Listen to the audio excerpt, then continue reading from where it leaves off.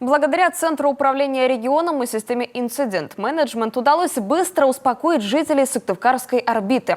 Они пожаловались, что на Покровском бульваре некуда присесть. Так в чем же была причина и чем ситуация разрешилась, знает Александр Карипин. В одной из групп социальной сети ВКонтакте в мае появился комментарий, мол, на Покровском бульваре негде посидеть. Казалось бы, проблема частная, да только в микрорайоне, сердце которого тот самый бульвар, живут десятки тысяч человек. Скамейки где? Надо много, но их 4 на весь бульвар. Ответ от администрации не заставил себя долго ждать. В интернете пользователю ответили, на Покровском всегда было 12 скамеек. Ни больше, ни меньше. Возможно, недовольство оттуда, что как раз в мае их покрасили и перекрыли лентами.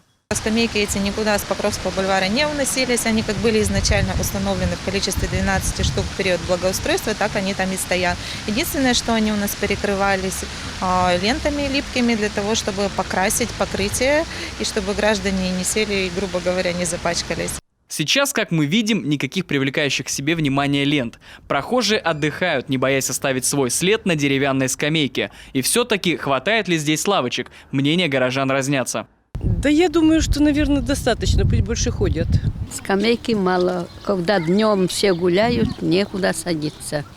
На бульваре их достаточно. В других местах обойдешь полгорода, не найдешь. Все жалуются вон в других местах.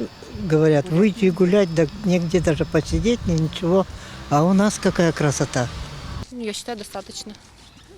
Ну, можно посидеть, если устанешь, то всегда есть свободная скамейка.